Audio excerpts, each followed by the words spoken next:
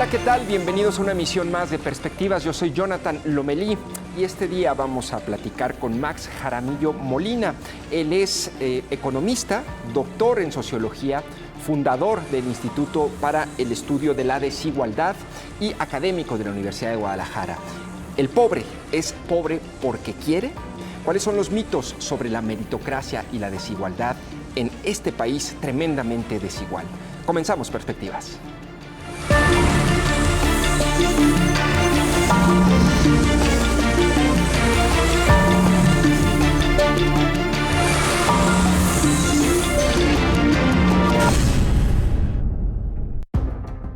Uno de los mitos de la pobreza y la desigualdad económica sostiene que el pobre es pobre porque quiere.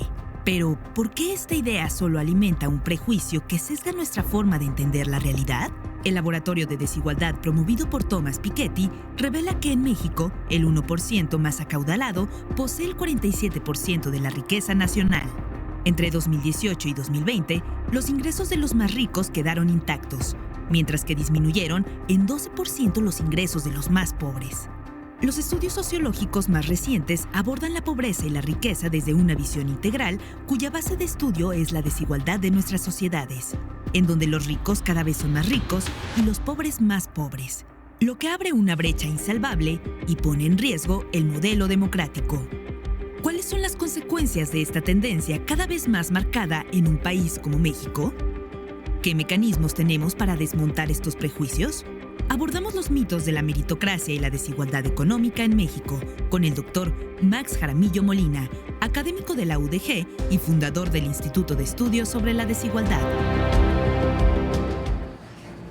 Muchas gracias por sintonizar Perspectivas y este día también le agradezco que nos acompañe en el estudio al doctor Max Jaramillo Molina, como escuchábamos, fundador del Instituto de Estudios sobre la Desigualdad, académico de la Universidad de Guadalajara, doctor en sociología. Bienvenido, Max, gracias por acompañarnos. Muchas gracias por la invitación, Jonathan. Un gusto siempre estar por este espacio. Bueno, pues oye, a ver, nada más, antes precisame, ¿cuáles son tus credenciales académicas? Es decir, porque revisé tu currículum y había un montón de credenciales. ¿Qué estudiaste y cuál es tu formación? Yo soy economista de origen por la Universidad de Guadalajara, también maestro en ciencias sociales por la Universidad de Guadalajara, en este caso por el CUCSH, y doctor en ciencia social, sociología, por el Colegio de México y fellow de la London School of Economics. Oye, me llama la atención, pero tienes un proyecto muy interesante en Twitter, en redes sociales, ¿cómo se llama? Gatitos contra la desigualdad. ¿Cómo lo busco? ¿Es arroba? Gatitos BS de versus, de contra, de SIG.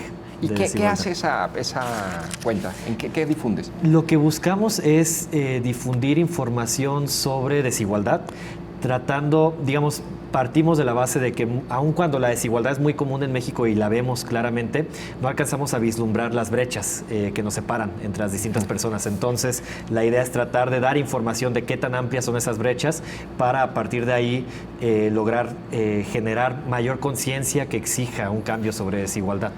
Oye, ¿cómo se te ocurrió esa cuenta? ¿De dónde salió?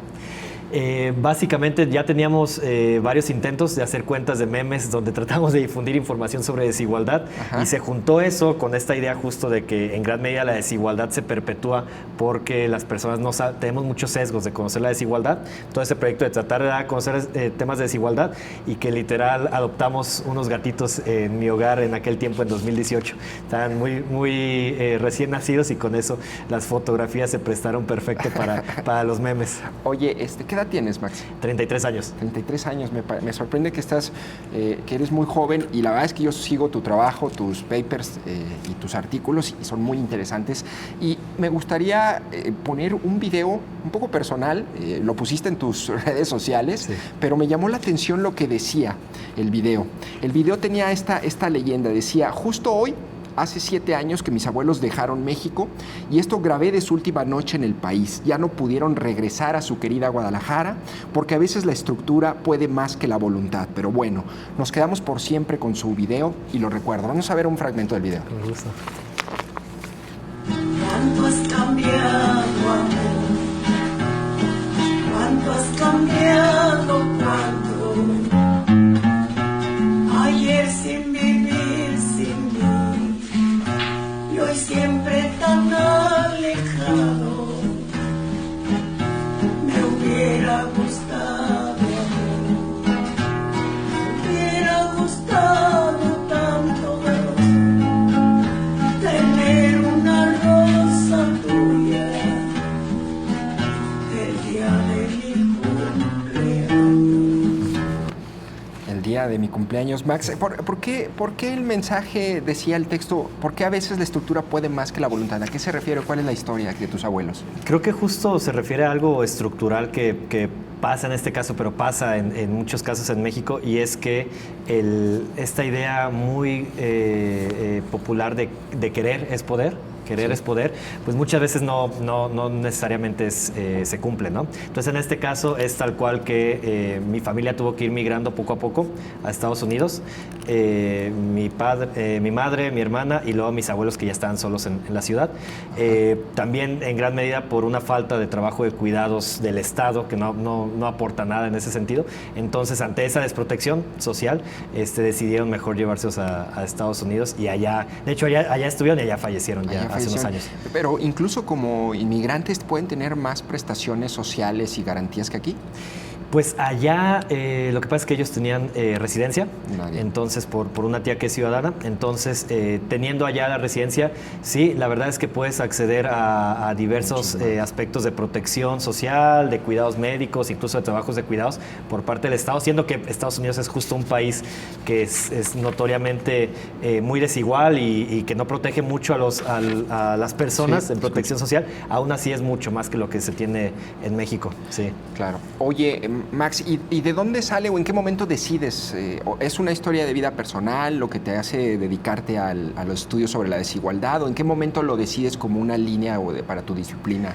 Sí, creo que en México es difícil no darse cuenta, ya decía hace rato, de la amplitud de la desigualdad, ¿no? Entonces, yo creo que en parte, mi historia aquí en la ciudad de Guadalajara, yo soy nacido en la ciudad de Guadalajara, es que vengo del oriente de la ciudad, ¿no?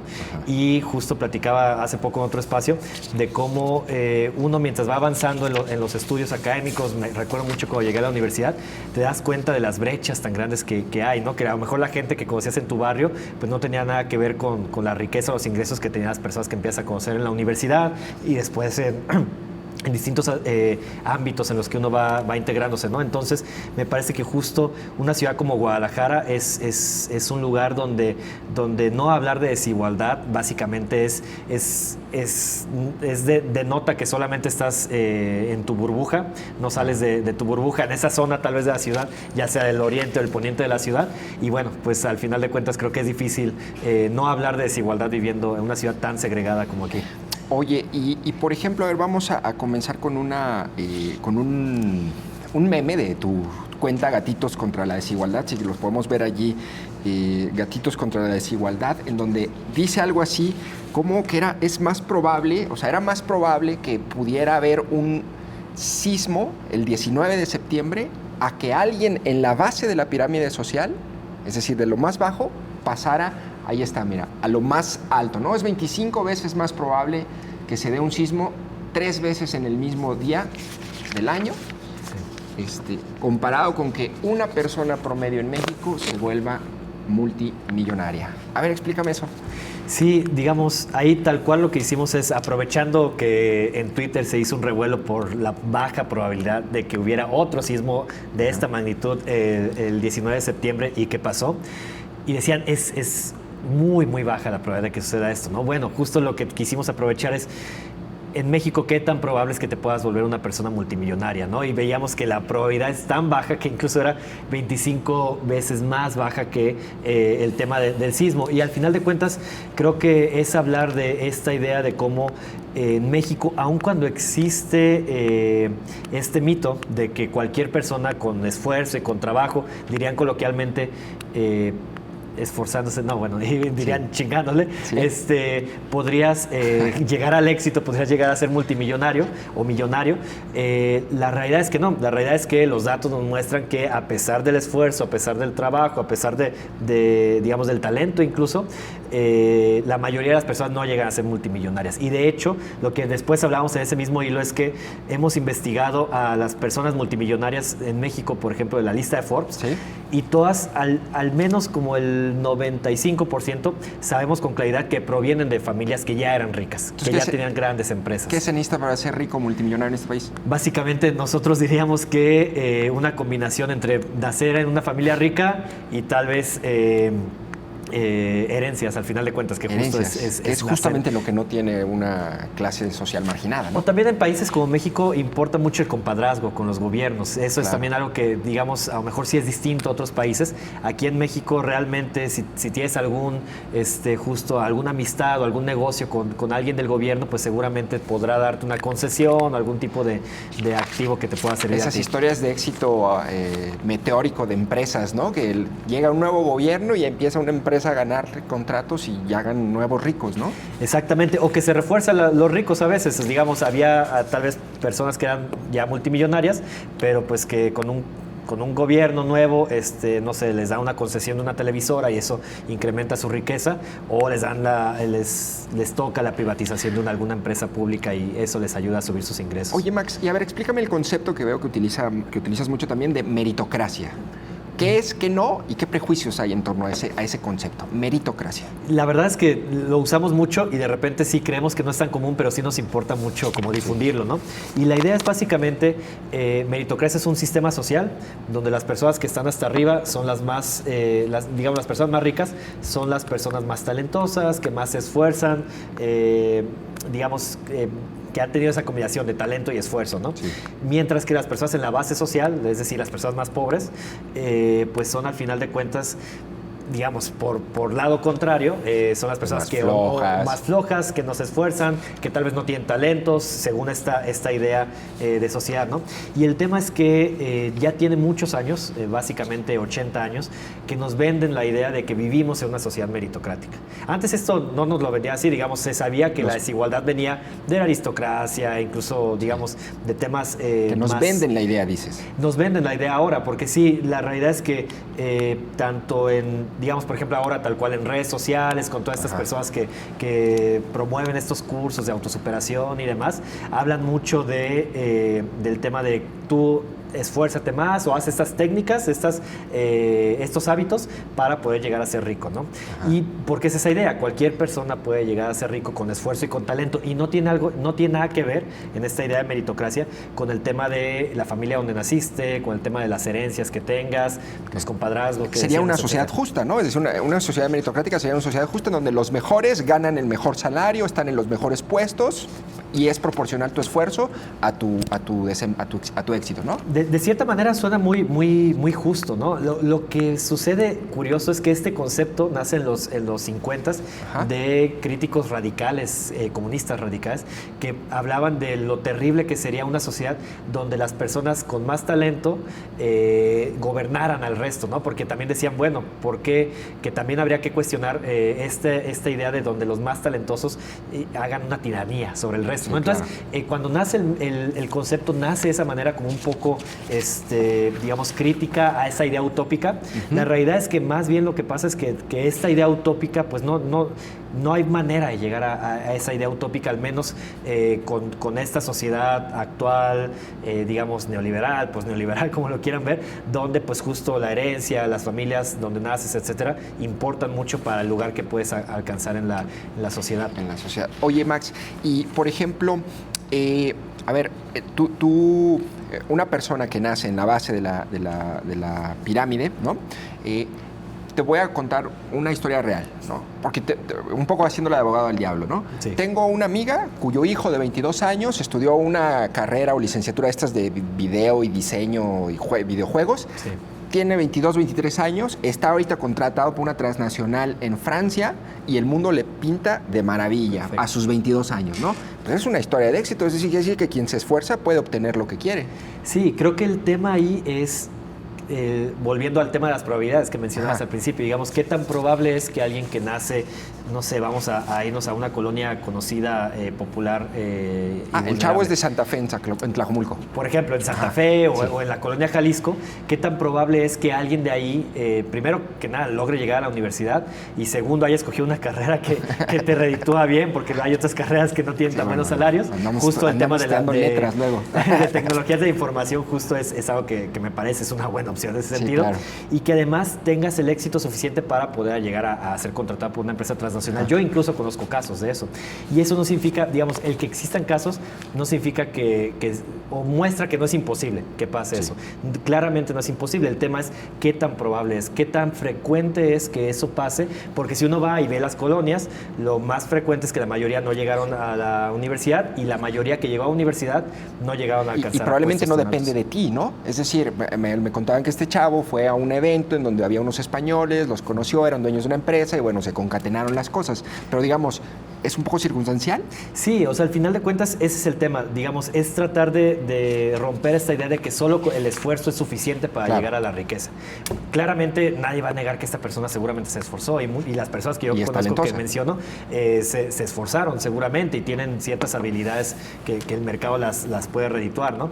El tema es justo cuáles fueron las condiciones que estaban ahí, digamos, incluso los profesores con los que pasó durante su educación básica y media superior, la oportunidad de tener a la mano o cerca una educación pública, gratuita, el mismo hecho de que su familia lo apoyara, todo eso va más allá del mismo individuo, ¿no? Y creo que es el tema, como tratar de desvincular la idea de que el éxito es netamente algo individual. ¿Y por qué está instaurado este sistema? Es decir, ¿a quién le funciona? ¿A quién le conviene?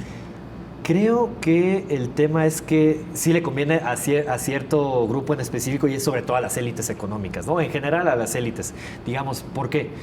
Porque una vez que tú crees que el esfuerzo y el talento es suficiente para ser rico, entonces no hay nada que mover de la desigualdad, ¿no? Lo diríamos académicamente, se legitima la desigualdad. La riqueza de Carlos Slim es legítima, no importa que él sea dueño de la mitad de la riqueza que existe en el país. Bueno, no solo él, él y los tres siguientes más ricos, ¿no? Entonces, digamos, no hay nada que cuestionar, incluso, no solo no hay nada que cuestionar, incluso pierde sentido tanto los impuestos, por ejemplo, progresivos, que gravan más a los hogares o a las personas más ricas, así como los programas sociales, ¿no?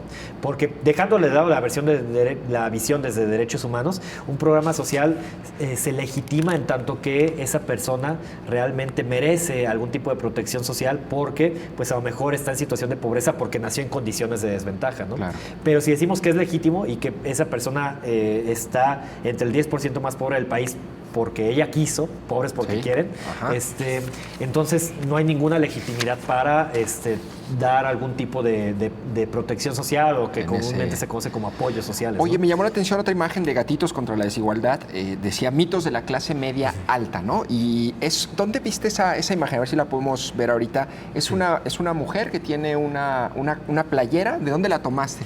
Esto, se acordarán, es de 2019, de hecho. Viene de una de las marchas que había contra López Obrador, que hablaban, digamos, trataban de reivindicar esto del ser fifí, que es este término para la clase alta o media alta, sobre todo media alta, que menciona mucho comúnmente López Obrador, y que justo traía esa playera que decía tal cual, las 10 razones para ser fifí, ¿no? Y decía, decido trabajar, satisfago mis necesidades, soy ambicioso, me levanto temprano, lucho por mis metas, disfruto las cosas buenas, soy exigente, provoco los cambios, estoy orgulloso de mí mismo, soy feliz.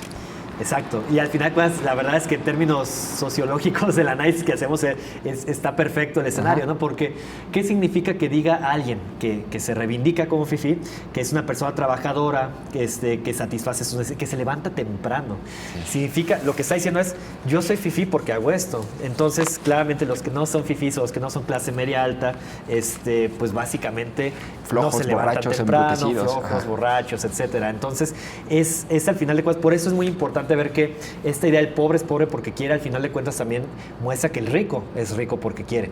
O la clase media alta, pues están en ese lugar porque así lo determinaron y llegaron ahí gracias a sus hábitos. Y porque ¿no? eso creen, ¿eh?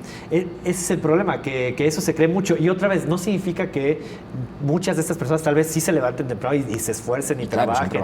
O sea, eso no significa. El problema es que no todas las personas que hacen eso llegan a esa posición, ¿no? Por ahí también teníamos un meme hace un tiempo sobre un video que sacó este youtuber, Juan Pazurita, ¿Sí? que mencionaba que iba a tratar el método de levantarse a las 5 a.m., ¿no? Parece que hay un libro que dice que Sí. levantándote a las 5 de la mañana y entre otros hábitos, pues puedes llegar al éxito. Hackeando tu yo. Ajá, exacto. Entonces está tratando de hacerlo y muestra incluso el esfuerzo que le cuesta levantarse a las 5 de la mañana. Y lo que hablamos es, bueno, ¿cuánto porcentaje de la población, incluso en ciudades tan grandes como Guadalajara, se tienen que levantar a las 5 de la mañana para llegar a la universidad, para llegar a su trabajo? Y pues eso claramente no por automático no los hace ricos, digamos. Perdón, oye, esto que más o menos me planteas y todo, a ver, los fifís y todo, yo diría entonces, casi saltaría como conclusión, diría, no, pues Max es medio obradorista. Digo, ya metiéndonos a entrar en la política. Ajá. Pero me llamó la atención que tienes unos artículos interesantes acerca de que los programas de Andrés Manuel López Obrador, sus programas sociales, sus pensiones para adultos mayores, aumentan la desigualdad. A ver, Sí. explícame esa hipótesis. Sí, te la explico y nada más rápido, claro, como bien dices, que sí, no, más bien yo me defino en una posición política de izquierda y Qué bueno. las políticas sociales, las políticas públicas que estén de ese lado, bienvenidas, y las que no, pues se van a criticar, ¿no? Sí. Y justo el tema es que, a ver, es complicado el tema de las pensiones de adultos mayores, porque Sí. por un lado, desde una visión de derechos, son sumamente pertinentes. Sí. El que se hayan puesto en la Constitución está magnífico y perfecto para Sí. que sea un derecho que está consagrado ahí. Incluso el tema de las políticas universales o universalistas que se le conoce es apoyado al menos por la corriente académica en la que yo me inscribo, ¿no? Que es justo buscar el universalismo de las políticas a nivel mundial y en los gobiernos. Ahora, el tema es que esto se juntó con el tema de la austeridad en México, básicamente. Entonces, bajo el tema de la austeridad, muchos programas sociales bajaron su presupuesto. El caso del muy conocido programa Prospera, Sí. antes llamado Oportunidades, que era un programa que iba a hogares en situación de pobreza extrema. Muy puntual. Lo cual los programas focalizados, que es como se desconoce a estos que van a poblaciones así de específicas en pobreza extrema, son muy criticables por muchas razones, pero bueno, en México representaban el 25% de los ingresos de los hogares más pobres, del decil 1, el 10% más pobre.